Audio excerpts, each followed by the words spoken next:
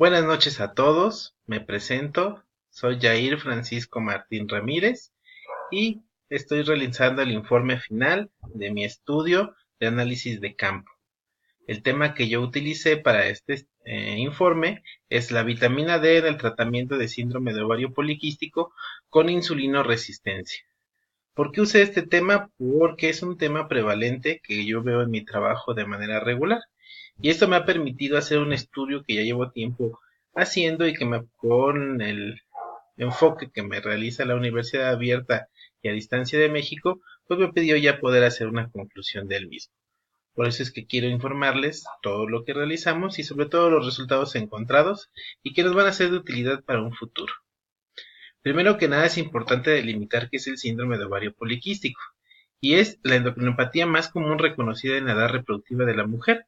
Esto quiere decir que desde los 15 años hasta los 40 años, y afecta del 5 al 7% de ellas. Los síntomas varían con la edad, raza, peso y administración de medicamentos.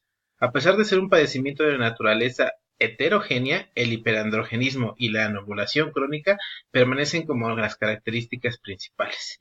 Y es un tema continuo en la consulta de ginecología. Por eso es que es importante darle un enfoque a este y sobre todo los tratamientos actuales y más nuevos que podemos encontrar.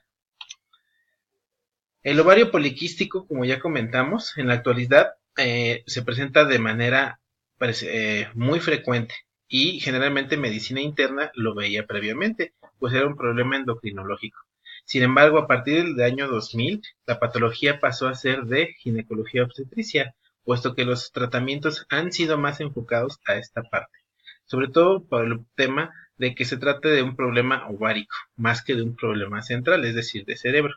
Por eso es que su diagnóstico se basa en manifestaciones clínicas como oligomenorrea, amenorrea, infertilidad, obesidad e hiperandrogenismo, que es en caso de que las mujeres presenten datos físicos de hombres como presencia de cabello o vello en la cara, en las axilas un aumento, cambio en la voz, disminución del tono muscular y aumento de la grasa, por lo cual es una patología que afecta mucho a las jóvenes y que ellas buscan su atención de manera oportuna y directa.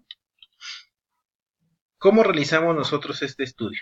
Se realizó un estudio observacional, longitudinal, retrospectivo y comparativo sobre las atenciones otorgadas en la consulta externa de ginecología del 1 de enero del 2018 al 31 de diciembre de 2018, que contaban con el diagnóstico de síndrome de ovario poliquístico en el Hospital de Zona número 68 del IMSS. El objetivo general era determinar si la vitamina D mejoraba la insulinoresistencia en pacientes con síndrome de ovario poliquístico, ya que se ha observado que la insulinoresistencia es la principal causa de todos los síntomas y el androgenismo en las mujeres con esta patología. Creamos una hipótesis.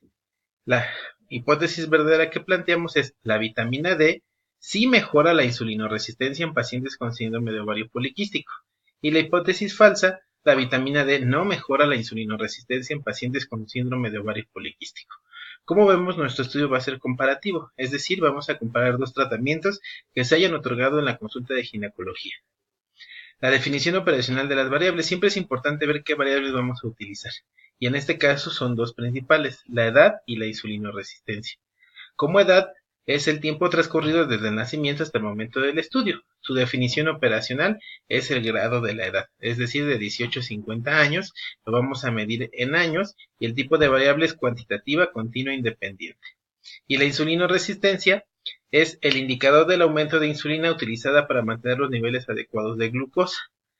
Para su definición operacional necesitamos calcular el índice de HOMA, y esto es muy importante, puesto que un índice de HOMA mayor a 2.5 nos habla que el paciente tiene insulinoresistencia, y un índice de HOMA menor a 5, menor a 2.5 nos habla de que no presenta insulinoresistencia, por lo cual se considera que es una variable dicotómica independiente y nos va a permitir clasificar a las pacientes como insulinoresistentes. ¿Cómo hicimos el estudio? Pues se revisaron los expedientes de las pacientes atendidas en la consulta externa de ginecología del Hospital de Zona número 68 que contaban con el diagnóstico de síndrome de ovario poliquístico, atendidas del 1 de enero de 2018 al 31 de diciembre de 2018. En dicho hospital se cuenta con expediente clínico electrónico y contábamos con la anuencia de la unidad de enseñanza y de la subdirección para poder realizar el estudio. Se clasificaron por dos grupos, tanto de edad, y se dividieron en grupos principales, es decir, grupo 1, metformina más vitamina D, es decir, estas pacientes recibieron este tratamiento, y el grupo 2, las pacientes que recibieron exclusivamente metformina. Se buscó la fecha de inicio de tratamiento de las pacientes de ambos grupos, así como los resultados obtenidos en el término del mismo, y se evaluó así el funcionamiento del uso de la vitamina D en pacientes con este síndrome. ¿Qué análisis estadístico vamos a utilizar? Para los grupos etarios se realizaron medidas de tendencia central, es decir, media, mediana, moda. Para determinar significancia de las variables cualitativas se clasificaron en dos grupos utilizando la chi cuadrada, y por medio de la chi cuadrada pudimos hacer el análisis de la hipótesis. Dependiendo del valor de la misma, podríamos saber si íbamos a aceptar la hipótesis que planteamos al inicio o la íbamos a descartar. Se realizaron gráficas de cajas, barras de frecuencia y tablas dependiendo del caso, empleando el programa de Excel, y para el análisis de la comparación de los grupos se realizó por medio de correlación de Pearson. Los resultados obtenidos, pues primero se tuvo que hacer la separación de los grupos. Se encontraron en total 152 pacientes con ovario poliquístico diagnosticados en el año 2018 y se observaron que 76 pacientes utilizaron metformina con vitamina D y 76 pacientes utilizaron metformina. 4 pacientes no se realizaron los estudios complementarios, por lo que se tuvieron que descartar del grupo de vitamina D y metformina, y 2 pacientes no completaron el seguimiento, por lo que también se descartaron. Al final, el grupo de metformina y vitamina D quedaron un total de 70 pacientes, mientras que para el grupo 2 de metformina, 76 pacientes al inicio, 3 pacientes no realizaron los estudios y un paciente ya no se presentó, por lo que quedaron en total 72 pacientes al final, lo que nos permitió tener a los grupos de manera casi homogénea. Las características basales que observamos de los grupos son muy importantes porque así podemos valorar si los grupos son homogéneos para el estudio y evitar así contar con características anormales en los resultados. Vemos que la edad promedio fue para el grupo de metformina con vitamina D de 27.8 años y para el grupo de metformina sola 25.95. Una edad similar prácticamente. En los el peso en kilogramos para el grupo de metformina con vitamina D fue de 85 kilos y para el grupo de metformina solo 85.4. La talla en 1.65 para metformina con vitamina D y al igual que metformina.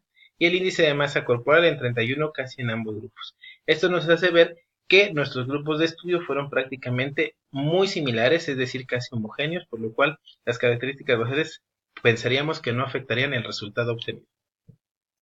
Después descalculamos el índice de HOMA en pacientes con este ovario y encontramos que los pacientes del grupo 1 de metformina con vitamina D, 15 pacientes presentaron índice de HOMA por debajo de 2.5. Esto quiere decir que 15 pacientes no presentaron resistencia a la insulina y 55 pacientes un índice de HOMA mayor a 2.5, indicando que sí presentaban resistencia a la insulina. Y el grupo 2 que tenía metformina sola, 19 no presentaron resistencia a la insulina y 53 sí presentaron resistencia a la insulina.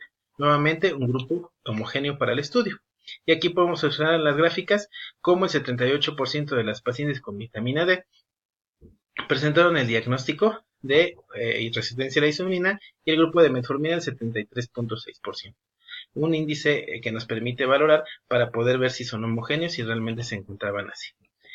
El índice de HOMA en pacientes con ovario poliquístico al final del tratamiento, generalmente fue un tratamiento de 6 meses, incluso unos pacientes llegaron hasta un año, vimos que hubo una disminución del índice de HOMA. Eso quiere decir que hubo mejoría de los síntomas y sobre todo de la resistencia a insulina. Al final del estudio, en el grupo de metformina con vitamina D, 31 pacientes ya tenían índice de HOMA bajo y 39 se mantuvieron por arriba. Y del grupo de metformina solo, 26 pacientes se mantuvieron por debajo del índice de HOMA, es decir, revirtió la resistencia a la insulina, y 46 se mantuvieron con el índice por arriba de 2.5 con resistencia a la insulina. Aquí vemos el porcentaje que disminuyó en el grupo de metformina y vitamina D a un 55% y metformina sola a 63%. Realmente vemos que el tratamiento presenta efectividad. Si hacemos la comparación del índice de HOMA, vemos que el color amarillo es el grupo 1 de metformina con vitamina D y el grupo 2 corresponde a la verde. El índice de HOMA inicial, menor a 2.5, pues era mayor para el grupo de metformina sola. Sin embargo, cuando disminuyó el índice de HOMA al final del estudio, pues fue menor porcentaje. y el índice de HOMA mayor a 2.5 inicial fue mayor en el grupo de metformina con vitamina D y al final disminuyó mayor cantidad de índice de HOMA el grupo de metformina con vitamina D. Al hacerle el cálculo del análisis estadístico vemos que se calculó la chi cuadrada obteniendo un valor de P menor a 0.03.